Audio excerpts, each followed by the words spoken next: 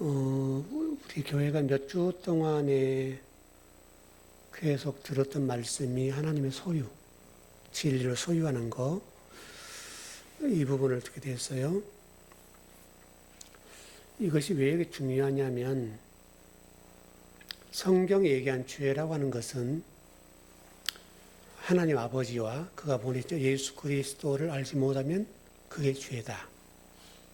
그러니까 죄를 벗어나는 방법은 하나님과 그가 보내신 예수 그리스도를 아는 거예요. 안다는 말은 소유하는 거예요. 그러면 죄에서 회복이 되죠. 그래서 하나님 말씀을 소유한다는 것이 저와 여러분은 천국이고 기쁨인 거죠. 여러분 창세기 3장을 보면 잘 아시는 대로 아담과 하와가 선악과를 따먹었죠. 그리고 그들의 죄성이 드러나서 무화과 잎으로 이게 부끄러움을 가렸다. 그 전에는 부끄러움 몰랐잖아요.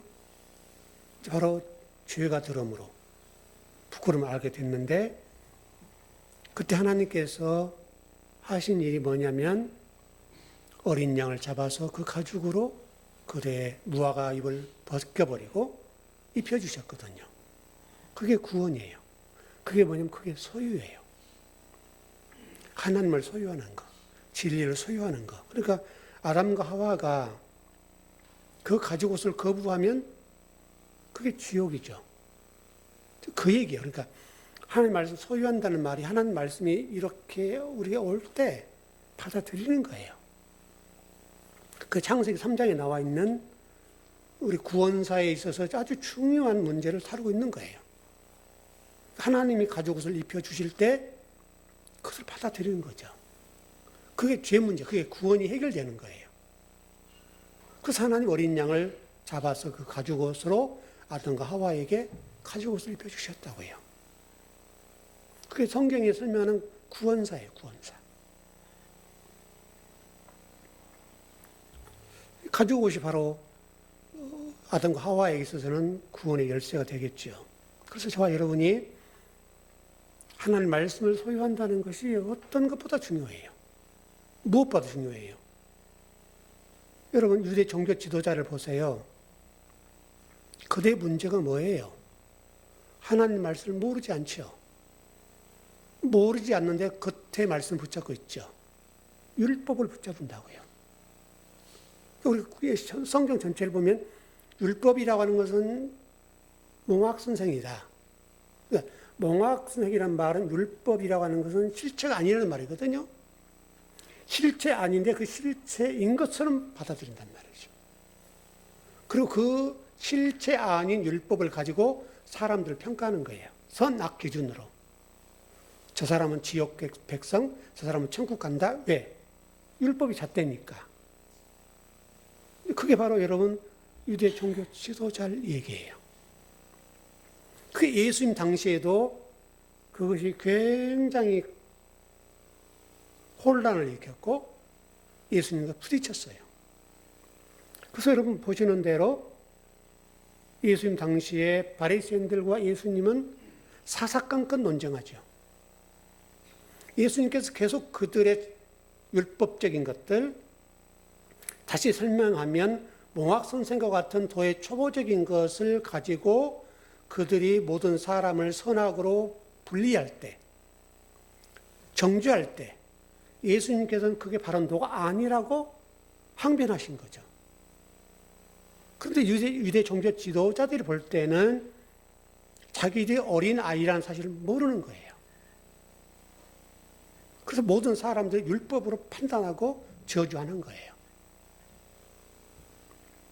그래서 우리가 지난 시간에 오늘 3주째인데 하나님이 주신 평안이라고 하는 것에 관해서 공부하고 있잖아요. 자, 그럼 오늘은 이제 마지막 시간이니까 세상이 주는 평안이라고 하는 게 뭘까? 이거 정리하면 되겠죠. 세상에서 주는 평안이라고 해서 여러분 세상이라는 단어 자체가 코스모스라는 단어잖아요. 코스모스라는 말이거든요. 그러니까 코스모스라는 말이 어떤 뜻이냐면 질서란 말, 질서, 뜻이. 질서. 그래서 요한복음에서는 이 세상을 어떻게 설명하는가 하면 어둠의 존재들이다. 어둠의 존재들이라는 거예요. 여러분, 요한복음에서 계속 다루고 있는 게 뭐냐면 어둠의 존재들에 관해서 얘기하는데 예수님께서 어둠의 존재를 누구로 얘기하냐면 바리새인들이라고 한단 말이죠. 이 당시의 어둠의 존재들은 예수님께서 말씀하셨던 바리새인들인데 그 바리새인들은 예수 그리스도를 계속해서 공격하고 대적하는 거예요. 그분이 실체잖아요. 이 율법의 실체가 예수 그리스도신데 실체 대신 그리스도를 보지 못하니까 대적을 하는 거예요. 그래서 예수님이 그 바리새인을 향해서 저들이 세상이다. 그렇게 말씀하는 거죠. 그럼 바리새인들이 생각하는 평안이라고 하는 게 어떤 평안이냐면 선악과예요. 선악과. 여러분, 우리 기독교 비슷해요. 기독교 안에서 마찬가지지만 이 바리새인들은 무엇을 가지고 사람을 평가하는가 하면 선악을 기준으로 해서 평가해요. 선악 기준이에요.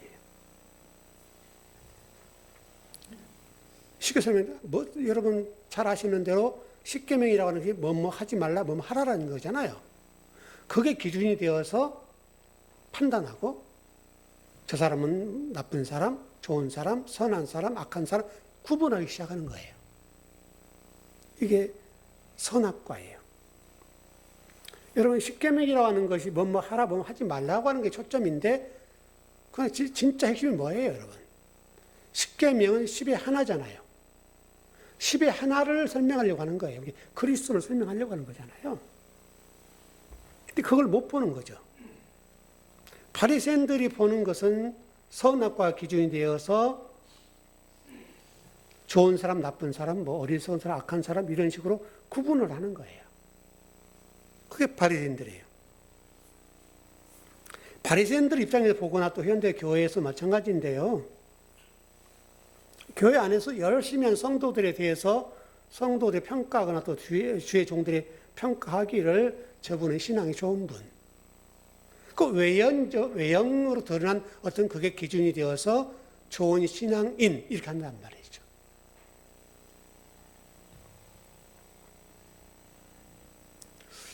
그런데 여러분 우리가 뭐 그렇게 얘기해도 저렇게 얘기해도 괜찮습니다만은 아버지와 아들과 관계가 회복되지 않는 상태에서 어떤 일을 하더라도 그것은 포장된 평안, 거짓 평안. 어느 순간이든지 우리 인간은 뒤집히잖아요. 하나님 아버지를 위해서 목숨을 던지겠다고 했던 베드로도 보십시오. 그 비자 앞에서도 3번이나 부인하잖아요. 순간적으로 우리 혀라고 하는 것은 못 믿어요. 여러분 세상 사람들이 속는 게 뭐예요? 사기당한 게 뭐예요? 혀 때문에 그러잖아요. 혀 때문에. 말도 안 되는 얘기인데 말도 안 되는 얘기에 넘어가는 거예요. 지금도 그래, 지금도. 그래서 저는 제가 그런 얘기를 많이 해드렸습니다만은 사기를 친 사람도 그렇고 사기를 당한 사람도 똑같은 사람들이 부류가. 왜?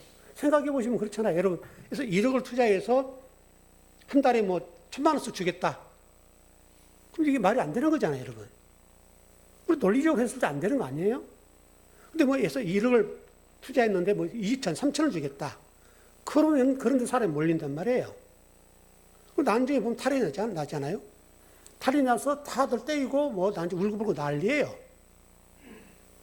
이 취지로 생각해서 1억을 투자해서 여러분 뭐 2천, 3천을 본다, 이득을 본다면 달달이 그것도 그런 장사가 어디 있어요, 여러분? 너무 좋은 거잖아요. 근데 그거 다 넘어가는 거예요.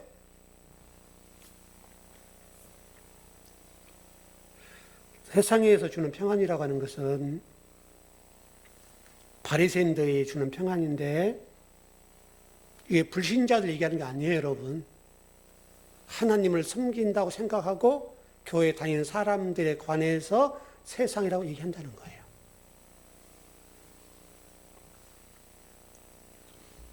여러분 요한복음 14장 27절은 봐봐요. 오늘 본문이죠. 다시 한번 봐보세요. 예, 시작. 평안을 너에게 끼치노니 곧 나의 평안을 너에게 주노라. 내가 너에게 주는 것은 세상에 주는 것과 같지 아니하리라. 너희는 마음에 근심하지도 말고 두려워하지도 말라. 너희는 마음에 근심하지도 말고 두려워도 말라. 이렇게 됐네요. 여러분, 우리가 요한계시록 공부를 했습니다만 요한계시록 공부할 때 제가 이런 얘기를 많이 해드린 것 같아요. 일반적인 교회에서 우리 목회자 요한계시록 설교를 잘 안 하죠. 안 합니다.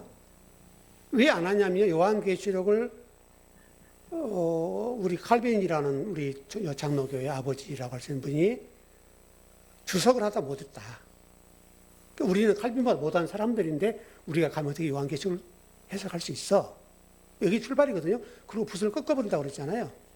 그리고 안 해요.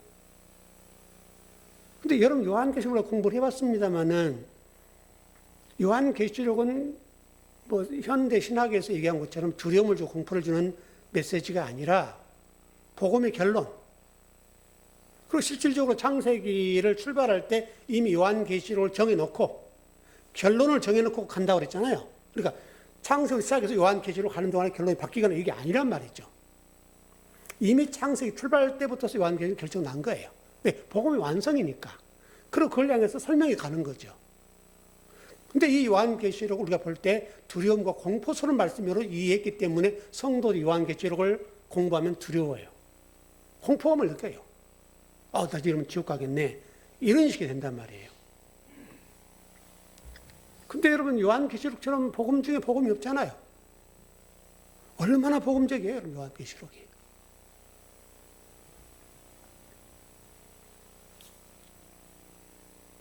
그 평안이라고 하는 것은 하나님께 저와 여러분에 주신 말씀인데 너희는 마음에 근심하지도 말고 두려워하지 말라.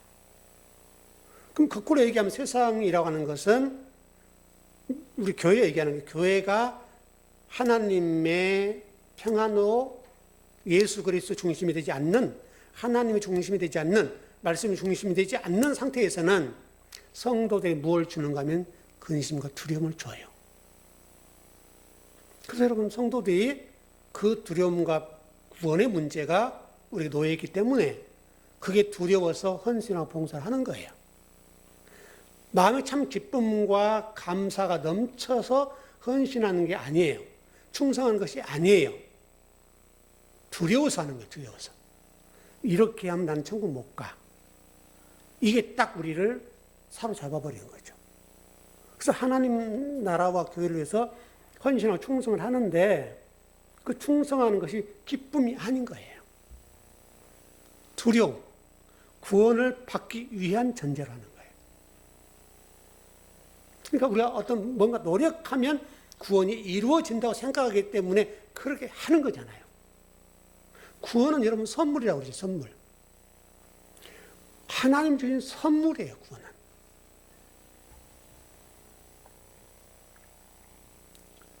여러분 최근에 이란 얘기가 많이 나오죠. 그 이란에서 얘기 나온 걸 좀 이렇게 제가 보니까 이 얘기가 많이 나오대요. 이란인들이 국민들이죠. 국민들이 저항한 것에 관해서 이란에서 어떻게 발표했는가 하면 신정 통치에 대항하는 것이다. 신정 정치, 신정 통치. 하나님이 통치하는 것에 반항한다는 거예요, 지금. 그 지금 최고 지도자 얘기잖아요. 지도자가 지금 사람들을 죽이고 그러잖아요. 여러분, 신정 정치라고 하는 것이 여러분 하나님이 주인인데 그들 이방신, 가짜 신이 주인이 된 거죠. 그 가짜 신에 저항하니까 죽인다는 거예요. 그래서 실질적으로 조준사격을 하잖아요. 지금 현재 몇 명이 죽었는지는 파악이 안 되고, 그래서 미국 개입해서 지금도 그러면 혼내? 이렇게 하니까 지금 조금 주춤하긴 한데, 지금 얼마나 많은 사람 죽였냐고요. 가짜가 하나님의 흉내를 내는 거예요. 여러분, 이게 두려움과 공포를 주는 거죠. 하나님은 그런 분이 아니잖아요, 여러분. 생각을 해보면. 그 구원이라고 하는 것은 하나님의 선물이에요, 선물. 이란의 종교 최고 지도자가 허메네이입니까? 그 사람 주는 게 아니라고요, 여러분. 근데 지금 이란인들은 그 신앙에 잘못되어서 지금 사람을 죽이는 것이 하나님 앞에 충성하는 거예요. 죄로 느끼지 않아요. 하나님 앞에 대적하는 사람들 죽이는 거예요. 그래서 신정 통치라고 얘기를 하는 거예요. 저는 그걸 보는 순간 깜짝 놀란 거죠. 아, 얘들이 이렇구나.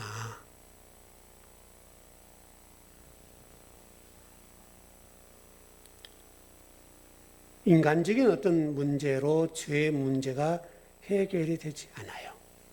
아까 우리 바리새인 얘기했지만 바리새인들처럼 율법을 조문조문 순종한다 할지라도, 조문조문 그 말씀에 헌신한다 할지라도 구원에 이르지 못해요.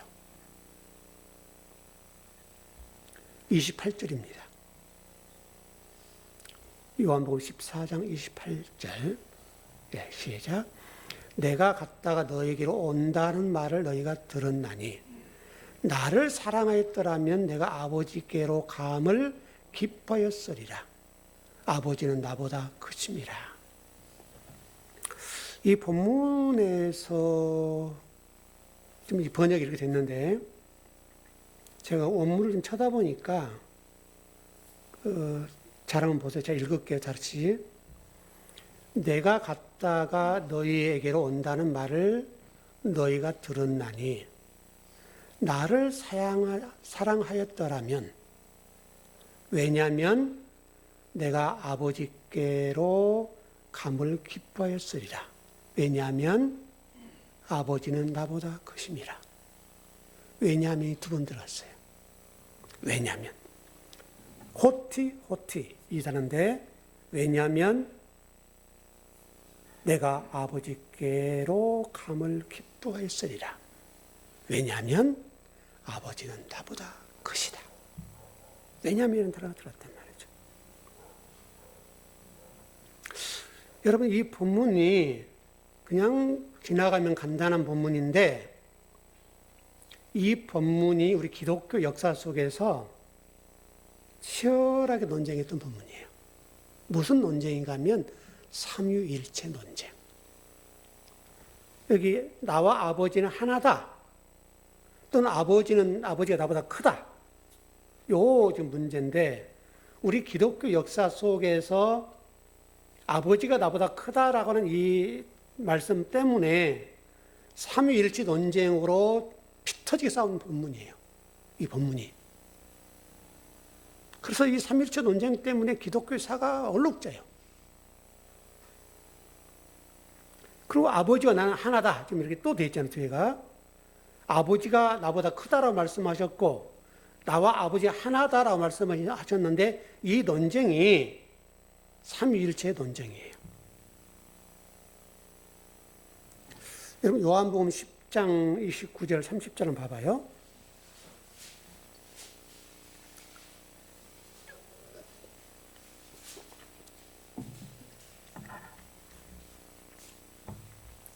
지금 삼위일체 논쟁에 관한 말씀입니다. 예, 시작. 그들을 주신 내 아버지는 만물보다 크심에 아무도 아버지 손에서 빼앗을 수 없느니라. 나와 아버지는 하나이니라 하신대. 이 뒤쪽에 보면 유대인들이 예수님을 돌로 치려고 하는 장면들, 그런 장면이 나오거든요. 아버지는 만물보다 크시다. 나보다 크다. 이런 말씀과, 여기도 지금 내 아버지는 만물보다 크다. 이런 단어 나왔고, 아버지는 나와 하나다라고 하는 말씀이 나왔는데, 근데 이것 때문에 삼위일체 논쟁이 나오고, 여러분 한번 신학 가신 분들 아실 거예요. 아리우스 논쟁이라는 얘기 들어보셨죠? 아리우스 논쟁. 이게 이제 아리우스 논쟁의 아주 핵심 중 핵심이에요. 여러분, 이 아리우스 논쟁은 기독교 역사에 아주 치열한 공방이 있었던 거예요. 무슨 얘기냐면, 아리우스란 사람은 이 지금 오늘 본문과 요한복음 10장 29절 30절의 말씀 때문에 그 둘을 딱 붙잡고 아리우스라는 사람이 얘기하는 거예요. 그리스도라는 분은 신적인 존재인 건 맞다. 그런데 하나님보다 낮은 군주 정도 된다. 계급적으로 얘기하면 낮다는 거예요, 직급이. 왜냐하면 하나님은 나보다 크다라고 말씀하는 게 있고 또 하나다는 말씀이 나왔는데 아리우스가 보기에 이렇게 되면 이것은 그리스도라는 분은 신적인 존재인 건 맞지만 하나님보다 계급이 떨어진다는 거예요. 이게 아리우스 논쟁의 핵심이에요.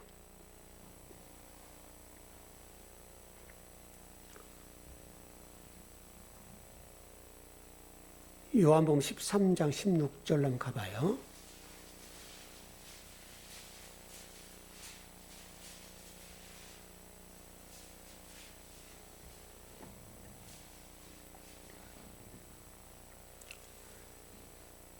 시작.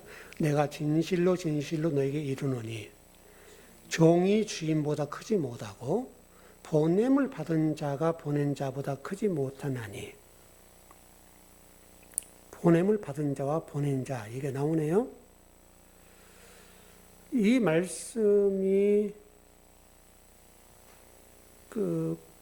신학적으로는요, 머리가 좀 아픈 본문인데 신학자들은 논쟁을 일으켜 싸우려고 그런지는 모르겠지만 별것도 아닌데 지나가면 될 건데, 이 논쟁으로 인해서 아까는 아리우스 논쟁이라는 부분이 나왔고 지금 이 본문에서는 범신론이라는 게 있어요. 범신론. 신학에서 좀 어려운 얘기입니다만은 이 범신론이라는 게 뒷부분에 설명을 드리겠는데, 그래서 예수님께서 말씀한 게 뭐냐면 이런 논쟁, 그 당시에 예수님 당시에 이런 논쟁이 있었겠죠. 그래서 아리우스 논쟁이 있었고 또 범신론의 논쟁으로 소용돌이에게 막 흔들린 거예요. 기독교가. 거기에 관해서 예수님 말씀하시는 게 뭐냐면 나는 보냄을 받은 자다. 이제 설명을 하는 거죠. 그런 어떤 배경이 있지 않겠어요? 이렇게 말씀하시려고 그냥 한 게 아니고 보낸 자가 보냄을 받은 자가 크다. 이렇게 설명하거든요. 보냄을 받았다. 그런데 하나다. 이렇게 지금 설명하는 거예요. 그러니까 여러분 이게 설명이 됩니까 이게? 나는 보냄을 받은 자야. 보낸 자가 계셔. 지금 뭐 삼일시 논쟁이나 또 뭐 아리우스 논쟁이나 뭐 범신론의 논쟁이 있어서 그러면 직급이 떨어지네. 이렇게 본 거예요. 계급이 떨어진다. 그때 당시에 그런 아리우스나 범신론을 주장했던 사람들의 얘기가 혹하죠. 그런 어떤 신앙적인 흐름이 있었던 거죠. 여기에서 예수님께서 말씀하시는 거예요. 나는 보냄을 받은 자다. 그래서 저런 얘기를 통해서 아리우스가 이런 얘기까지 해요. 하나님의 뜻을, 예수 그리스도에 관해서 하나님의 뜻을 전달하는데 그리스도라는 분이 어떤 분이냐면 아리우스가 생각할 때는 원숭이를 보냈다. 원숭이. 그렇게까지 설명을 한 거예요. 아리우스라는 사람이. 그러니까 예수님께서 말씀하기를 나는 아버지가 말씀한 것만 말한다. 이런 얘기 나오는 거예요. 예수님에 관해서 아리우스라는 사람들 당시 신학의 흐름이 이런 흐름이 있었기 때문에 예수님께서 나는 원숭이 아니야.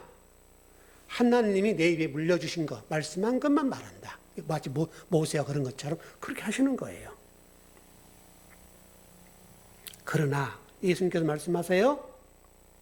그러나 아버지는 보낸 자다. 이렇게 말씀하시죠. 그리고 아버지가 나보다 크다. 이 말이 뭘까라고 정리를 하자면 아버지는 아들의 근원이다. 그 얘기를 하려고 하는 거예요. 예수님께서 말씀하시려고 하는 것은 그런 논쟁의 어떤 정점에 서서 논쟁하려고 하는 것이 아니라 아버지가 없이는 아들이 없다. 그리고 아들은 아버지의 근원이다. 이런 설명을 하는 거예요, 지금. 그 얘기를 하려고 하고 또 더 나가서 아버지라는 분은 뭐냐면 생수의 근원이야. 예수님께서 자기 생수라고 그러잖아요. 그래서 그런 말씀 하시는 거예요. 그런 얘기를 그냥 하는 게 아니라 그 당시에 사람들이 생각했던 논쟁에 관해서 해답을 주시는 거예요. 해답을.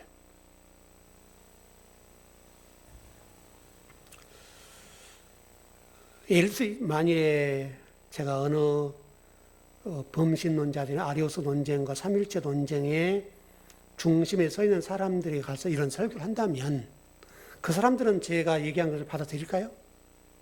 안 받아들일 거예요.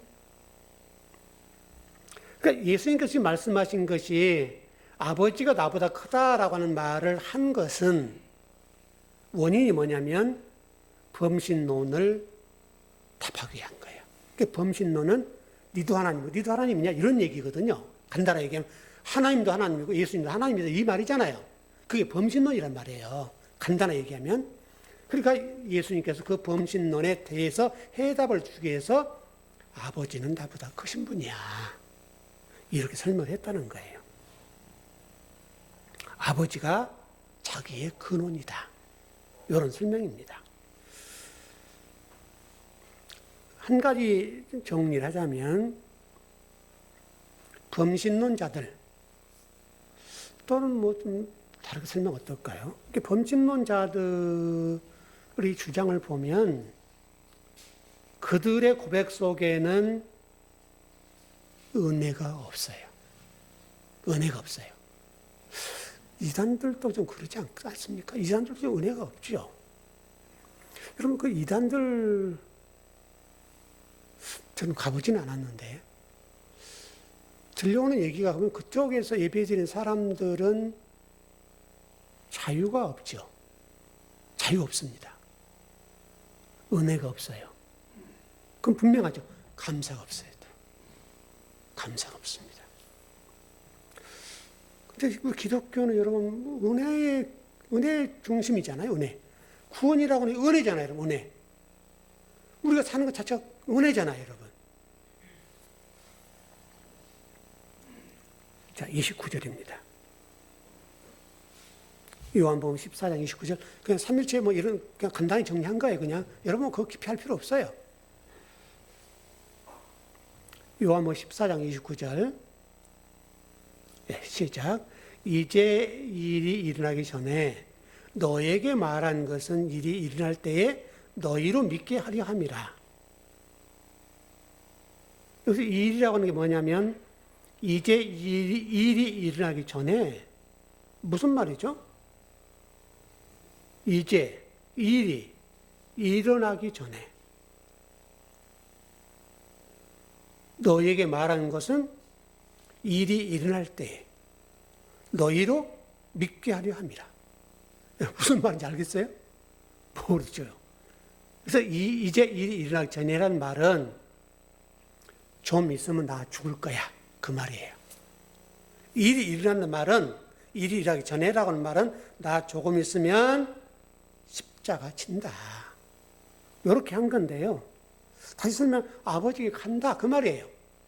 아버지께 가기 전에 지금 바로 그래. 너희로 하여 믿게 하려고 한다. 너희로 믿게 하려 한다. 내가 가는 거, 오는 거. 이것은 제자들에게 믿게 하려고 한다. 이것을 믿게 하려고 한다.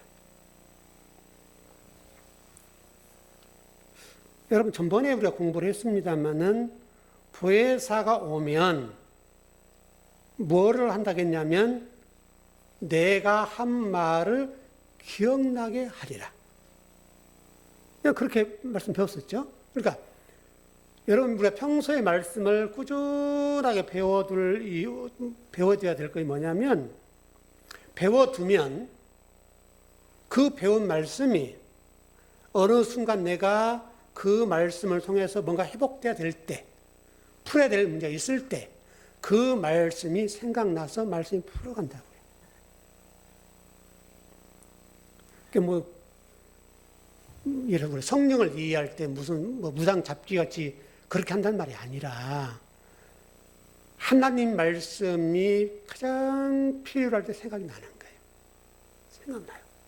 그러니까 우리 기독교인들이 이제 그 수능이 끝났습니다만은 이제 수능할 때 그 수능생들을 위해서 그 부모들 기도하지요.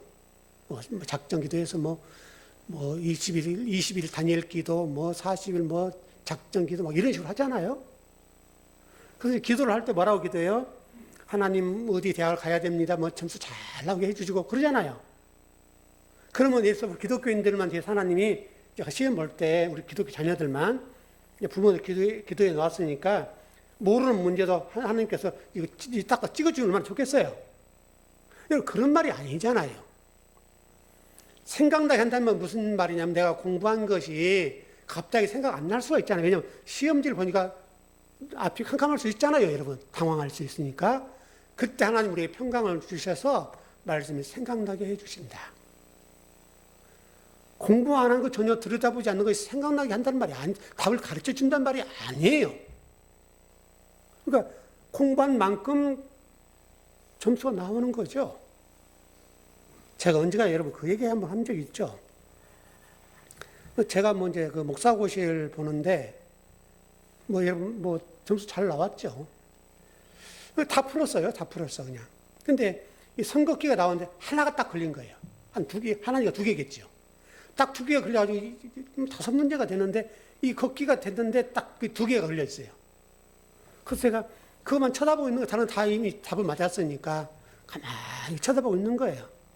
뭐 여러분 뭐 시험 공부를 잘하면 그래서 뭐 1시간 볼 것이면 뭐 한 30분이 끝나버리잖아요. 그 쳐다보고 있죠 제가 계속. 그만다. 지금 좀 아리송해요. 그러니까 그 시험 그 감독관들이 왔다 갔다 하잖아요. 제가 그것만 쳐다보고 뚜렷이 쳐다보고 있는 거예요. 그 시험 감독이 딱 했는지 제가 뭐 그분들에게 제 시험지를 보면 다 답을 볼 거 아니에요. 다 봤단 말이에요. 그리고 쭉 왔다 갔다 하시더라고요. 근데 저는 이제 그것만 쳐다보고 있는데 시험 감독관이 와가지고 이게 손으로 살짝 찍어주고 가시는 거예요. 여러분 그 은혜잖아요. 제가 뭐 가르쳐달라고 한 적도 없는데 그러니까 답이 풀어진 거죠. 이렇게 제가 이 말이잖아요. 그래서 제가 그 답을 풀었던 적이 있거든요. 그 성령의 이야기, 보혜사를 이해할 때 뜬금없는 이야기가 아니라는 거예요, 여러분. 무당 잡기에 그런 수준으로 하는 게 아니에요. 성령을 잘못 이해하는 거예요. 보혜사가 오시면 내가 한 말을 기억나게 하리라 한 것처럼 똑같아요. 그래서 우리가 지난 금요일날 공부했잖아요. 여러분 이스라엘 백성들이 하나님 말씀 따라 하나님을 떠났습니다. 그래서 하나님이 기다리고 사실 영적 암흑기가 400년 흘렀지 않습니까? 400년 기간 동안 하나님이 너무 답답하시고 그냥 이스라엘 백성들 보면 속이 답답해진 거 이게 얹힌 것처럼. 그래서 뭐 대적들에 의해서 이스라엘 백성들을 치시고 하나님 훈련을 시키고 또 깨닫게 하시고 말씀에서 일어나 한 거잖아요. 말을 듣냐고요. 근데 그렇게 하는데 이스라엘 백성들이 가짜 하나님을 세워놓고 그분을 찬양하잖아요. 여러분 하나님 입장은 어떻게 했어요? 속이. 그러니까 방법이 없잖아요. 하나님 쳐버리잖아요. 막 치고 막 그런 상황 속에서 얼마나 많은 고통이 있었겠습니까? 그때 하나님이 그렇게 말씀하시죠. 드보라가 이스라엘의 어머니다. 이 말들을 다 가세요. 어머니란 말 자체가 매미란 단어가 들어가 있어서 말씀이란 말이에요. 드보라가 말씀이다. 그러니까 이스라엘 백성들이 말씀을 떠나고 하나님을 떠나니까 지금 대적에 의해서 고통을 당하고 있는데 드보라가 이스라엘의 어머니라고 말씀하시면서 드보라를 세우는 거예요. 무슨 얘기냐면 이제 말씀으로 돌아간다. 회복될 거다. 그 얘기를 그렇게 하신 거예요. 그래서 이스라엘 백성들이 다시금 이렇게 회복된 장면을 볼 수 있거든요. 그런데 그 회복되는 과정 속에 그런 말씀을 나눴죠.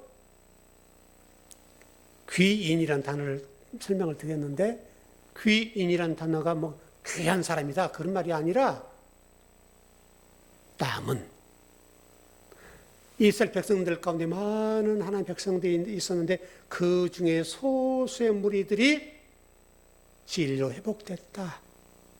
그 가운데도 그런 소수의 백성들이 분연히 일어났다. 그런 말이거든요. 근데 그게 창세기부터 요한계시록 흘러가는 말씀이에요. 지금도 마찬가지예요. 그러면서 하나님 이스라엘 백성들에게 또 우리 즐거운 성도들에게 주신 메시지가 된 거죠. 너희들 이렇게 말씀으로 애쓰고 수고하고 이런데 내가 너희를 보고 있다. 그래, 참 도를 잘 걸어가지. 그래서 제가 이렇게 설명을 드렸죠. 예수 그리스도의 이 구원사 역사가 예수님 이후로 제자들에서 이렇게 꺾였다. 그런데 이쪽에 있는 모든 사료, 기독교의 중요한 핵심적인 사료들, 귀한 진리 말씀들, 이 말씀들이 기록된 자료들, 간단히 얘기하면 문서들, 이 문서들을 보관해야 될 거 아니에요. 이 사람들이 보관해야죠. 근데 이 사람들이 이것을 가지고 있으면 안 되니까 이걸 없애서 자기들의 기득권을 세운 거예요. 이 문서들을 다 불태워버렸어요. 그래서 기독교 역사의 치욕적인 시간이에요. 치욕적인. 그래서 진리의 기준이 흔들린 거예요. 이 문서를 가지고 있었다면 얼마나 좋았겠어요. 지금은 성경을 해석하는데 얼마나 유익하냔 말이에요. 그런데 이 자료가 하나도 없어요. 이 사람들이 다 태웠어요. 자기들의 기득권을 유지하고 힘을 유지하기 위해서 이쪽의 것을 다 태우고 없었어요. 그래서 지금은 그 자료를 찾을 수가 없어요. 하나도 남지 않았어요. 그래서 예를 들어서 제가 만약 성경을 공부한다면 그런 자료가 있으면 얼마나 유익하겠습니까?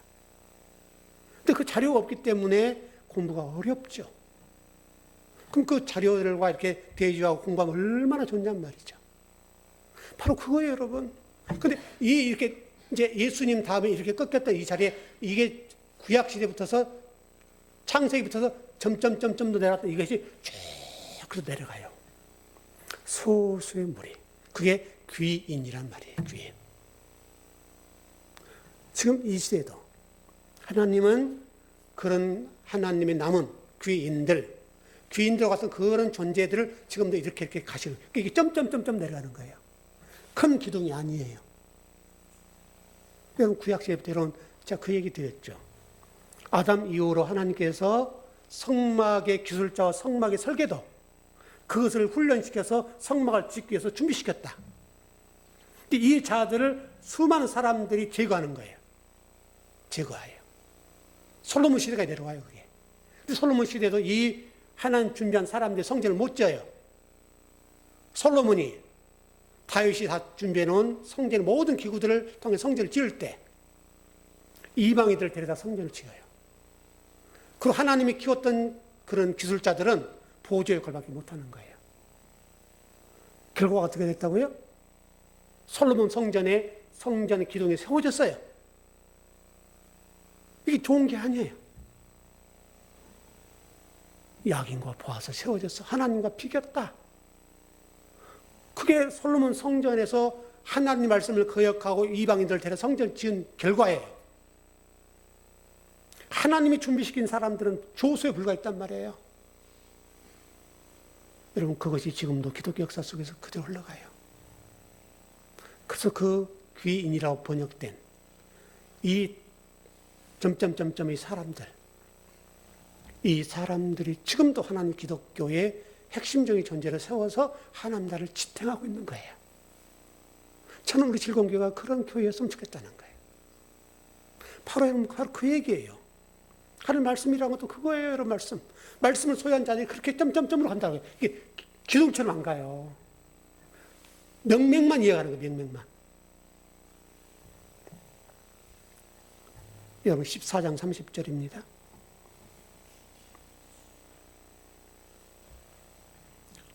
예, 시작. 이후에는 내가 너희와 말을 많이 하지 아니하리니 이 세상의 임금이 오겠습니다. 그러나 그는 내게 관계할 것이 없으니. 이 세상 임금이라는 단어는 현재형입니다.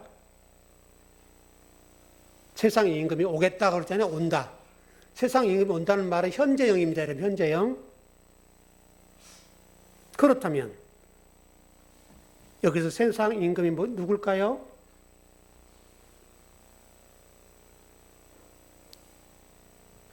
아까 30절에 그러나 그는 내게 관계할 리 없으니 이렇게 됐죠. 여러분 마가복음 14장 41절 42절 한번 봐봐요.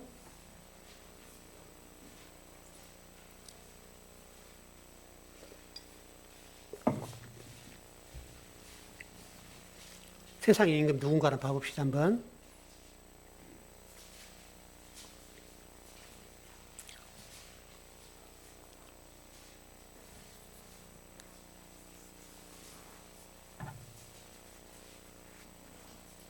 마가복음 14장 41절 42절입니다.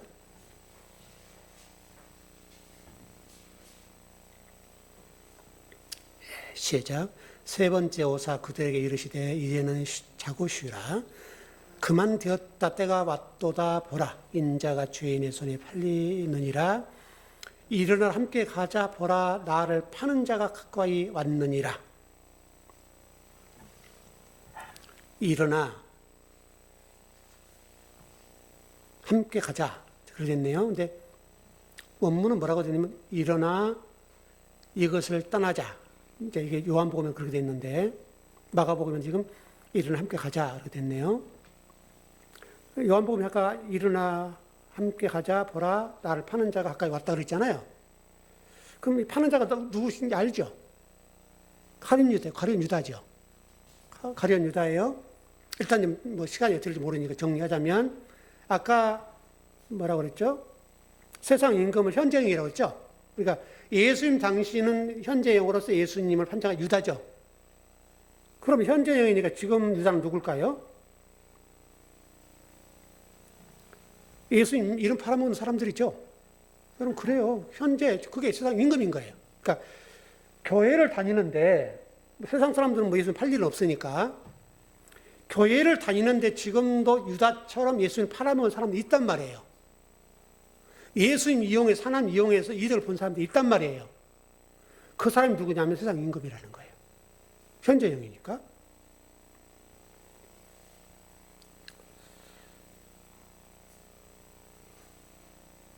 여기를 간단하게 정리할게요. 그냥.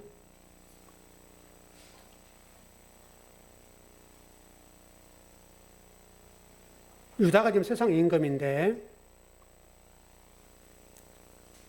지금 시대로 얘기하면 예수님 때문에 하나님 때문에 내 성공과 내 자기 성공을 기원하고 내 사업이 성공하고 예를 들어서 뭐 그런 식으로 그렇게 원하는 사람들 그것이 세상 임금이라 되죠.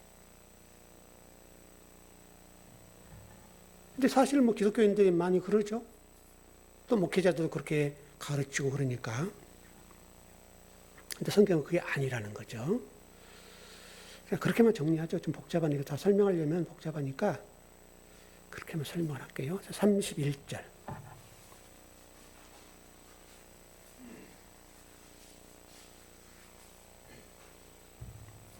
요한복음 14장 31절. 시작. 오직 내가 아버지를 사랑하는 것과 아버지께서 명하신 대로 행하신 것을 세상이 알게 하려 함이로다. 일어나라 여기를 떠나자 하시니라. 여기를 떠나자 그러네요. 여기를 떠나자라고 말은 아시는 대로 여러분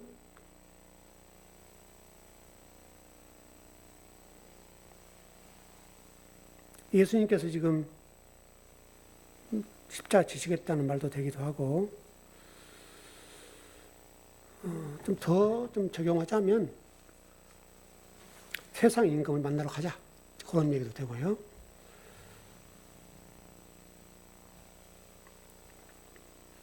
이렇게 정리를 하면 될 것 같네요.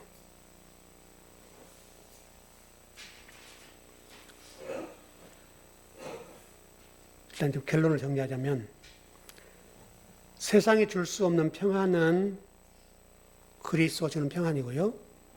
진리로 주는 평안이고 하는 말씀을 주는 평안으로 되는 거고요.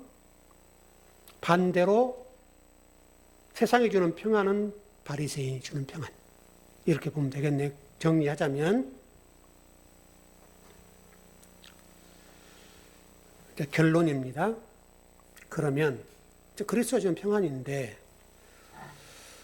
그럼 모든 사람들이 신앙생활을 하면 그 평안을 누릴 수 있는가? 그렇게 보는데, 우리 창세기 공부했던 것이 결론 같아요. 창세기 1장 1절에 태초라는 단어를 배웠죠. 제가 여러분 그때 그렇게 말씀드렸어요. 태초라고 하는 것은 어근이 있다. 로시라는 단어다. 로시라는 말은 그리스도의 머리. 다시 설명하면 우리 머리를 죽여야 되는데 우리가 죽을 수는 없으니까 물리적으로 생물학적으로 죽일 수가 없으니까 우리의 자아, 생각, 우리의 가치관, 세계관 그거 내려놔야 된다. 죽여야 된다. 여기서 여러분 그리스도 주는 평안을 100% 누리려고 하면 결론은 그거 뭐냐면 그리스도 나를 소유해야 되죠. 그러니까 내 생각, 내 가치관, 내 사고, 의식구조 이게 죽을 때 이걸 포기할 때 그러면 그 안에서 참된 평강을 누린다. 그게 결론이에요.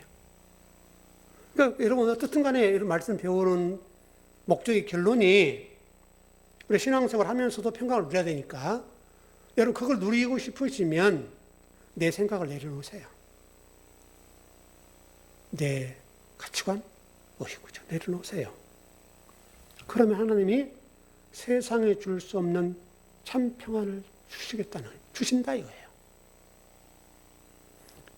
우리 즐거움에 속한 여러분들은 어떤 풍랑이 온다 할지라도 예수님이 배 밑바닥에 들어가서 주무시는 것처럼 그 주무셨잖아요, 그분.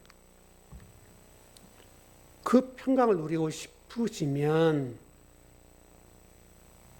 말씀이 여러분을 지배해야 돼요.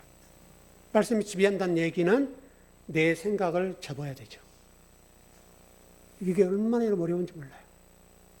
이게 고래 심줄보다 강해요. 이게 고래 심줄 아시죠? 그것보다 강해서 이거를 내려놓는다는 것이 굉장히 어렵습니다. 그러나 그거 내려놓으면 그 순간부터서 세상에 줄 수 없는 평안을 아버지가 주십니다. 우리 즐거운 성도들은 그 평안을 누렸으면 좋겠습니다.